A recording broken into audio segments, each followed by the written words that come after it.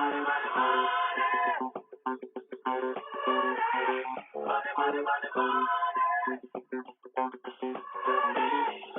well, win well. It's on point with Juandolyn Stokes right here on News and Talk 1380 WAOK. Are you ever afraid to talk about money? Never! We spend it all the time. We invest it all the time. We save it all the time, hopefully. We're so glad to have with us on our Financial Thursday Mr. Kito Johnson, who is a serial entrepreneur. He's a real estate investor and broker licensed in multiple states, and he's CEO of Buy in Sale. I want to say a pleasant good morning and welcome to On Point with Juandolyn Stokes. Good morning. Good morning. I'm so delighted to be here. Thank you so much for the opportunity. I'm so delighted to have you here. How are you doing today? I'm doing well. It's a fantastic Thursday. How about you? I'm doing well. Thank you so much for sharing with us today on this Financial Thursday. Talk to us about, in your definition, what is wealth? Perfect. I like that question. And the reality is wealth means a lot of things to a lot of different people. But for me, wealth simply means to have options. To have options. If I want to send my child to a private school, I can do it, but I don't have to. If I want to drive a certain type of car, I can do it, but I don't have to. To be able to have financial resources to invest in the causes that I'm most excited about, to my church, to other nonprofit endeavors. But just to have the choice to be able to do those things and not allow my finances to dictate the decisions and the moves that I make. Oh, that's good. That's good. Talk to us about the mindset, and I'm not talking about the person who lives from paycheck to paycheck, but the mindset of one who says or who's thinking this way cognitively that, hey, all I need to do is just make sure I get a check every week, make sure I get a check every month. What do you say to that type of mindset to kind of move them beyond? Or do you think that's a fine, appropriate mindset to have based on the individual?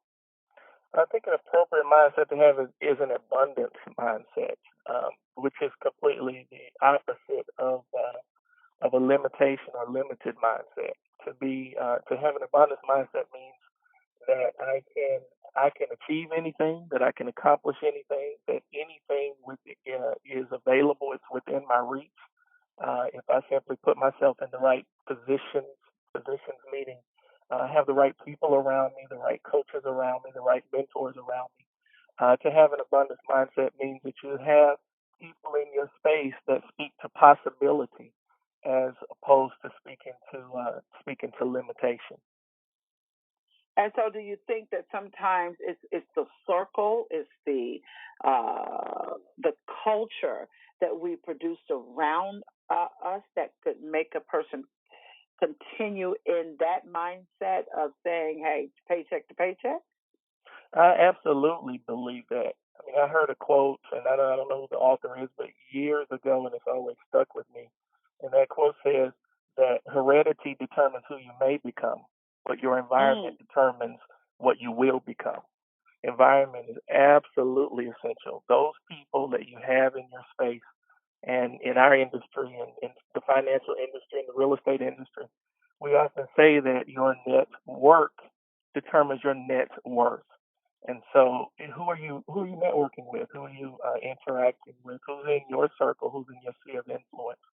If you put yourself around people bigger and better and stronger than you, that creates a thirst in you to be bigger, better, and stronger yourself. Oh, that's good. That's good. Did you ever think that, just as you were growing up, that this is the area that you wanted to go into? Did you ever think growing up that you wanted to be an entrepreneur, you wanted to get into investing and things like that? I did. I've been an entrepreneur since I was 9 years old, selling candy at school, and it just kind of it was passed down to me. I saw it around me. My father is and has been an entrepreneur all my life, and so I just kind of inherited that gene. What I understand is, and what I appreciate about my father is that he had me in circles, like he took me to his job site. Right? He had me in business meetings. Even Mm. as a kid, I remember hearing those types of conversations. And I'm a single dad now, but my children know my business in and out, not because I pounded it in them, but because they were with me when I was in meetings and meeting with contractors and meeting with clients, etc. And for that reason, it became a part of their DNA. So much so that my son sold his first house when he was 13 years old. Wow, that's amazing. And just hearing that story, I know it's so empowering and inspiring to a lot of our listeners who are raising children and even grandparents who are saying, hey, listen, you don't have to wait until you're 25 to get into entrepreneurship or to make investment. Talk to us about entrepreneurship. What is that? Well, how do you define that? Because you identify yourself as a serial entrepreneur. How do you define entrepreneurship? I would define entrepreneurship as make one that would an entrepreneur is one that would make decisions to hold their financial destiny in their own hands, as opposed to placing it in the hands of someone else that would dictate to them what to do, when to do it, what time to show up to do it, etc. And so entrepreneurs can be in any industry, literally around the world, and create for themselves um, a financial destiny that someone else is not in control over. So whether it's providing a product or a service to the marketplace, like the greatest entrepreneur is one that would first identify a need and then step back and say, okay, how can I meet this need for those that I'm called to serve? Oh, that's good. That's good. Does passion fuel into this or play into this? I believe it does. It absolutely does. And so the very first thing is, when you're stepping back and asking yourself, what are the needs? One question that you should also ask yourself is, what am I most interested in? What comes natural to me? Mm. What would I do if I didn't get paid to do it? And if you focus your energies around those things, that's what God has placed in you from birth. Those things that you naturally gravitate to. And I believe that all of us have those inclinations in us.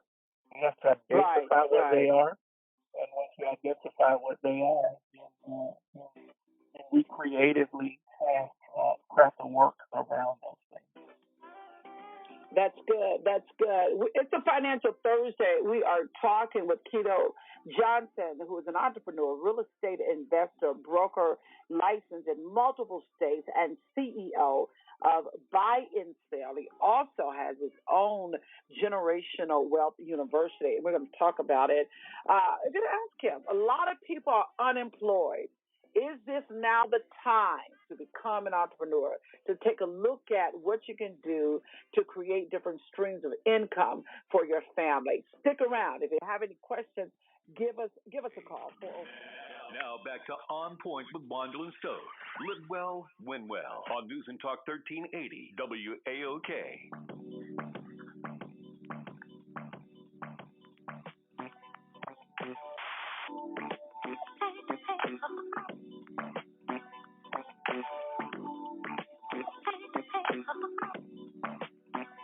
Live well, win well. It's On Point with Juandolyn Stokes. We're talking with Mr. Johnson, who's an entrepreneur, real estate investor, broker licensed in multiple states, and CEO of Buy and Sell.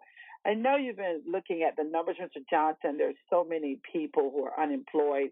These numbers are rapidly increasing by the day, by the moment, when you look at the different states and those who are filing for unemployment insurance. These numbers are constantly growing. So there are people who are sitting at home, and there's so much uncertainty about the future, even whether or not they'll have a job to return to. What are the steps that you suggest to individuals to begin that entrepreneurial process? Well, first thing I would say is ask yourself what have you been involved in the past, and of those things that you were involved in the past, be it work or extracurricular activities, which of them were you most excited about? Um, which of them built a passion or caused a burning in your heart? And then begin to look at entrepreneurship opportunities in those areas. I mean, of course, the textbook answer is, start an LLC and talk to a CPA and get an accountant. All of those things are important.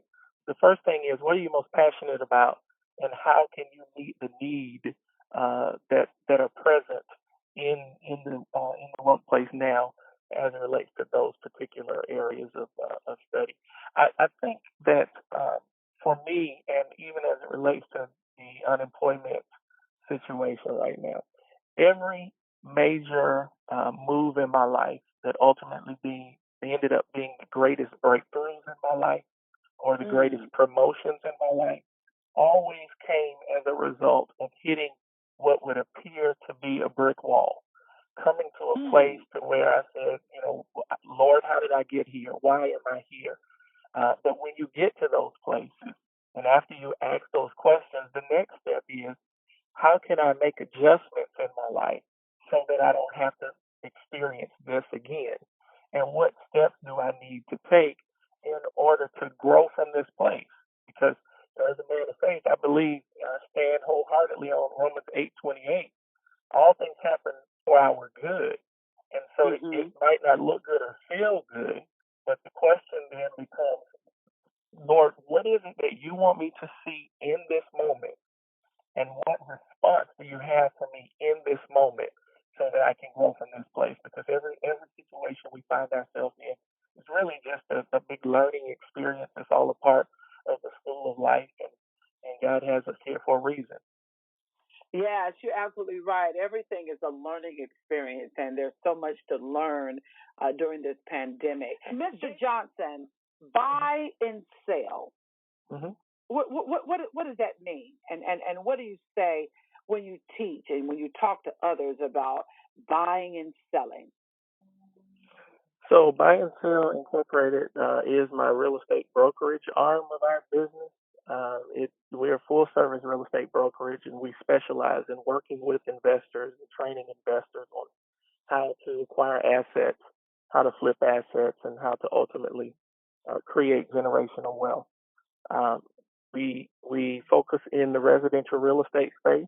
We have experience in some other areas, but all things residential real estate, we either do it or at least have done it and teach it. My passion behind buy and sell, and I'll keep it short. It could be a long story, but about 10 years ago, I was sitting in a prophetic service, and the apostle spoke to me, and he said, "I hear the Lord say only two words over your life: buy and sell." And I went out and got my real estate license and formed the company. And as they say, the rest is history. Wow, that's awesome. That's awesome. Is now a good time to buy and sell? How is the real estate industry now for individuals who are interested in doing that? I absolutely believe now is a good time. Now is a great time. The speculation is that there are going to be even some greater deals to be had over the next few months. But the truth of the matter is, there's all this now, whether now was yesterday or now is tomorrow, now is always the best time to be involved in the real estate industry. Because generally speaking, over the years, real estate always appreciates, even when there are dips in the market. Real estate always bounces back. And the reality is there are more people still today looking for houses than there are houses available. They're looking for places to stay. Uh, Land is the one thing God is not creating any more of. It's the one thing that He spoke to us. Everybody talks about the promises of Abraham and getting our promise. The only real promise to Abraham was that he would inherit a land. So it is our responsibility to become land owners, to become the Lord of our land, the landlord, and provide housing. The last statistic I heard, and this was as of January, that in the United States we needed 1 million new homes or new places to stay today to meet the current need for individuals that are looking for housing opportunities. So real estate is always going to win. It's always going to bounce back. Now is absolutely the best time to jump in. Oh, that's good. Now it's the time to jump in. Mr. Johnson sharing with us on his Financial Thursday, 404-892-2703. We'll be back with more right here on News and Talk, 1380 WAOK. Free. On Point with Juandolyn Stokes is on. Live well and win well on News and Talk 1380 WAOK.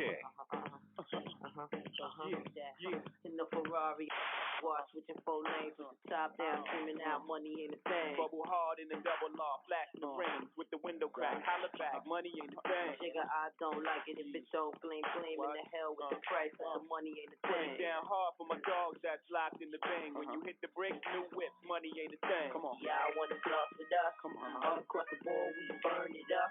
Drop a little paper, baby, toss it up. Slacking on your pimpin', turn it up. Live well, win well. It's On Point with Juandolyn Stokes right here on News and Talk 1380 WAOK. We're talking with today Mr. Kito Johnson, who is a broker and CEO of Buy and Sell. He's also director of Buy and Sell School of Real Estate and the founder of the Generational Wealth University. I want to ask you, what are the key principles to flipping a house or flipping anything?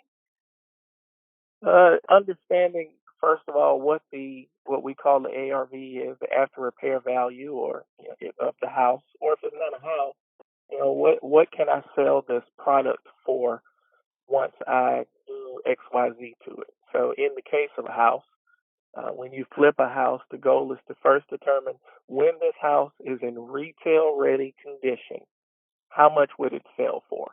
That's what we call the ARV, the after repair value. You always start with the end in mind. So once you get that number, determine what that number is, then the next question then becomes, how much is it going to cost me to renovate the house in order to get it in that condition so that I can sell it for that price? So you work backwards. If the end number is $200,000, what I can sell it for, and my renovation is going to cost me $25,000 to get it in that condition, then you determine what you're offering, what you want to profit, factor that number in, and then what's the most that I can pay for that house in order to do that. In our industry, I teach a 65% formula. So an investor should be what we call all in at no more than 65%.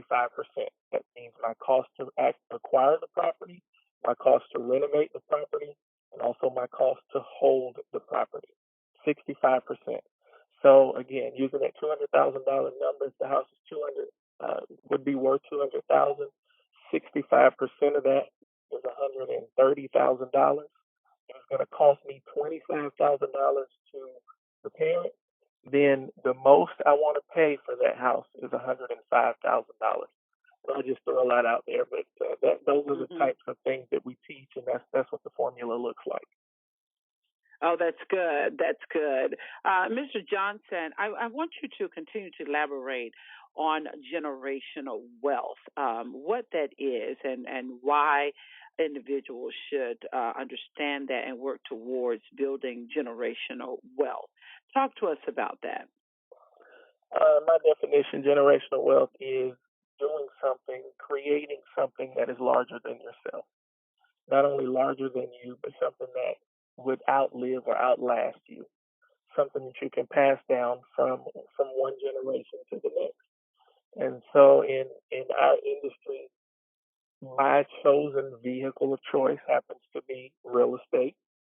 And so real estate is how we create long-term passive income from owning property and renting property so that we can ultimately have an asset that I pass down to my children and to my children's children. But in simple terms, generational wealth is creating something bigger than you that would outlive and outlast you that you can pass down to those that are coming after you. So there are a whole lot of real estate strategies, and we spoke about flipping.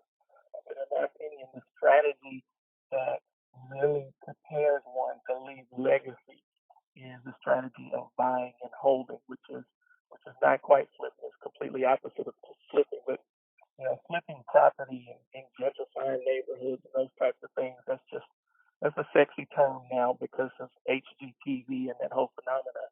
But but buying and holding property, I think, is what our ultimate goal should be. Buying and selling property should be the ultimate goal. Buying and holding on. Buying and holding, okay. As a long-term owner of the asset, so that you can then pass that asset or will that asset from one generation to the next. And if you do it right, that asset is kicking off thousands and thousands of dollars a month in what we call passive income.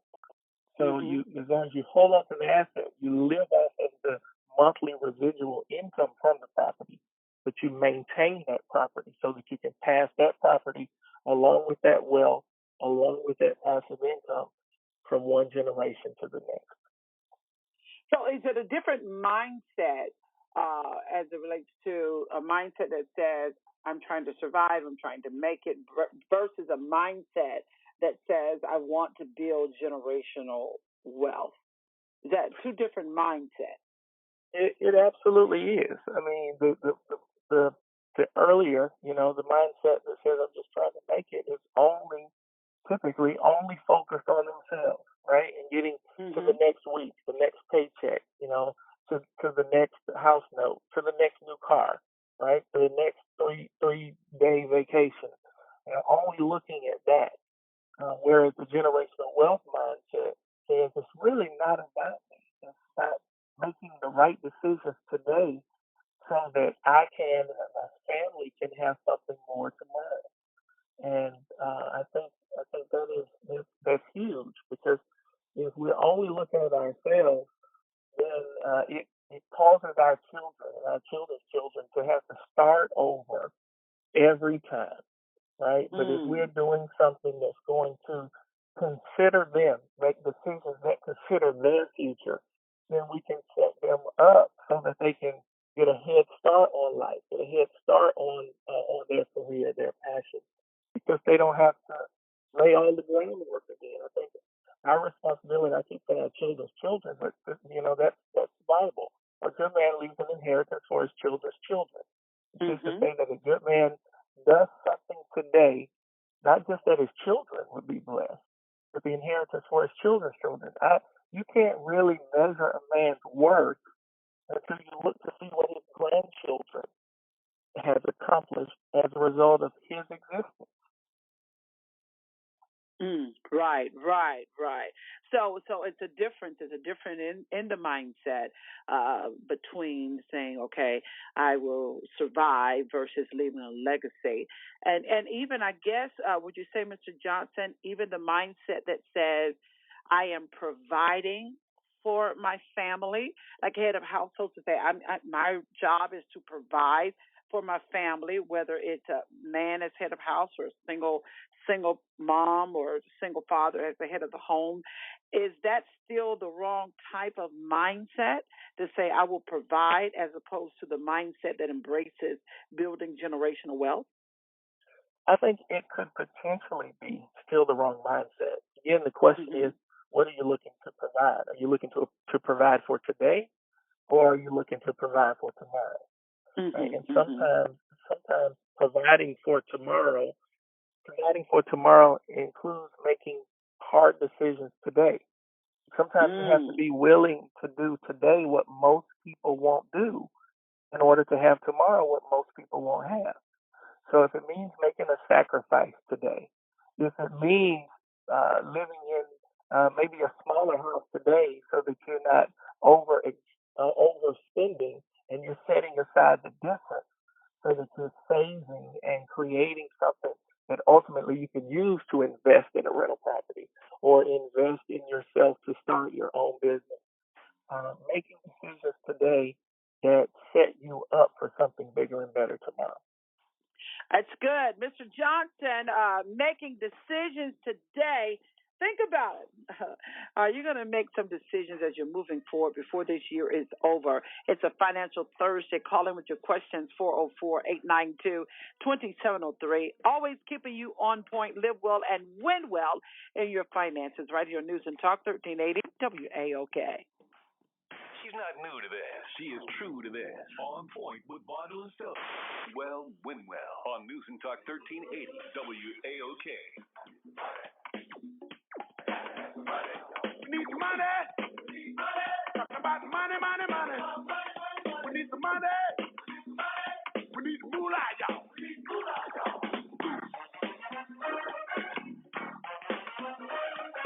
Got to get money. Got to get money.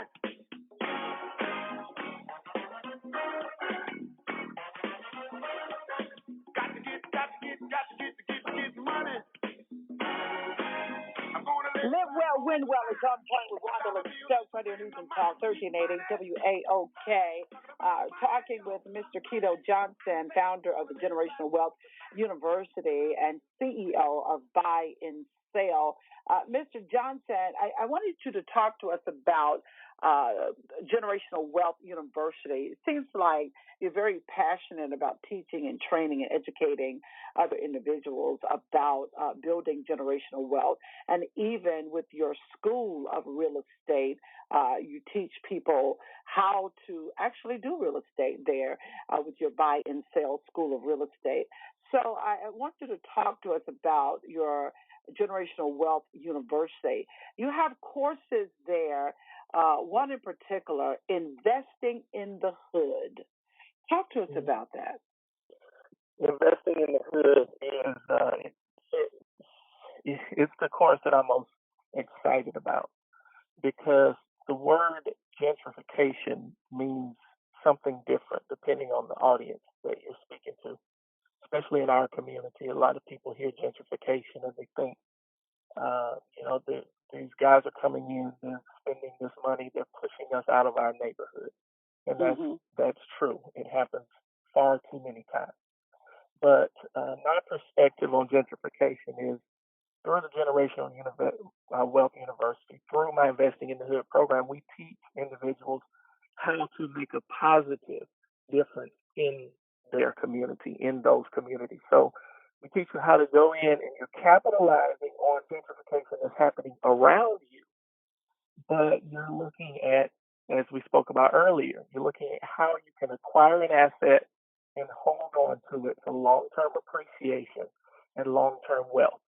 So where the average fix and flipper, where the average individual involved in gentrification comes in, they renovate a home, they make huge lump sums of money, and they take all that cash out of that community and go do it again.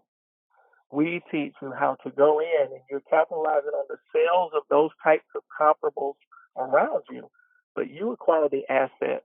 We teach you how to acquire the asset, how to hold on to it, how to then, in our case, we employ individuals from the community. And then at the same time, we partner with the Atlanta Housing Authority here in Atlanta. We partner with the Atlanta Housing Authority, and we provide affordable housing. That's countless stories of individuals who, one lady in particular, she moved into one of our properties a few months ago.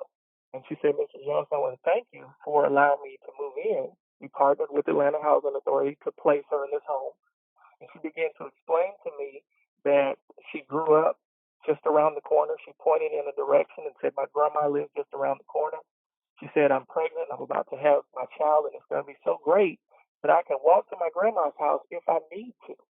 Now, if I was an average investor, fixing and flipping, I would have bought that house. I would have put it on the market. I would have made tens of thousands of dollars and moved on. But my program says, no, we're going to keep this house in this neighborhood. We're going to rent it to individuals and provide subsidized housing on these various programs to support our people. And then at the same time, we maintain the asset so that years from now, we still have it. And I've countless stories like that, people that we employ in the neighborhood. I have a guy, Keon, who dropped out of high school, right? And he was supposed to be the next statistic. But now because of what we do, he cuts my grass, he does a number of different things for our houses. And as Wow. opposed to being a statistic, we now have an opportunity to mentor him, to ultimately, hopefully, point him in a direction that can change the course of his life. Wow, that is amazing. That is awesome. And I can't help but to think about what you said about leaving a legacy, something that's bigger than you, something that will outlast you, and the mindset that one is to have to also make a difference in the world. Like leaving a legacy for your family, but making a difference, the lives that you're changing, the people that you are grooming and developing, that and that gives them hope and builds them up. And so that's one of the course sections that you offer there at your Generational Wealth University. Also, you have one that's about short-term rentals but long-term profits. In short, what does that really mean? So that's what we also refer to as the Airbnb space. You know, Airbnb is just is a buzzword because it's the biggest platform. But Airbnb is really a short-term rental platform, and so there are others like Home Away and Vacation Rentals by Owner, etc. So that particular course, short-term rentals, long-term profits, teaches individuals how to leverage short-term rental opportunities, how to have vacation properties that they live in certain months out of the year, and then they rent out on short-term rental platforms other points at other times in the year. So that's the course that teaches a person from ground zero how you can build a short-term rental portfolio. That's good. That's good. Mr. Johnson, tell people how they can connect with you, follow you in any kind of way, be a part of your university, your training, and just learn and grow with you. Sure. So my name is Kito. It's spelled Kito. My middle initial is J, and my last name is Johnson. So my website is KitoJJohnson.com. And all of my social media handles are Kito J Johnson. So I'm on Instagram, I'm on Twitter, I'm on LinkedIn, I'm on YouTube, on Facebook. On all of those mediums, I'm Kito J Johnson. Wow, that's awesome. You have so much to offer as you're just continuing to make a difference in the community. What are some final words that you would say to individuals in this pandemic, those who are employed, those who are unemployed, those who are contractors, those who are entrepreneurs, just overall as a man of faith, as an entrepreneur, as one who believes in individuals acquiring the promised land? What are your final words to people overall? That this is not the first time we face challenges as individuals or even as a people. We've faced plenty of challenges in the past, and all of them look different. They're titled differently. They have different nuances around them, the circumstances around them. But at the end of the day, they're challenges. And just like everything that we've come up against in the past, we've been victorious. We've come out stronger. We've come out better. And this is going to be no different. I would say to you listening to keep the faith, and also to understand that faith without works is dead. So like we said earlier in the interview, because I'm here, now that I'm here, God, what is it? What's the bigger perspective you want me to see? What do you want me to gain from this? How can I grow from this? So don't spend all of your time in the weeds and in the mud of the challenge, but do whatever it takes to find the bigger perspective, to look at the bright side, and to find the one lesson that God wants to show you, teach you, prove to you in this. And then when you find that, build on it, run with it, grow with it. And I think that tomorrow is promised to be better than today if you have a mindset that says, I refuse to allow it to be anything other than better than today. That's good. That's good, Mr. Johnson. Hey, thank you so much for sharing. So informative, so insightful, and very much inspirational. We appreciate you. Keep doing what you're doing and making a difference and building generational wealth. Blessings to you. Bless you. Thank you. Thank you so much. All right, you can connect to him, Kito J Johnson, Kito J Johnson, Kito J Johnson, founder of Generational Wealth University, broker, CEO of Buy and Sell, director of Buy and Sell School of Real Estate. It's a great financial Thursday.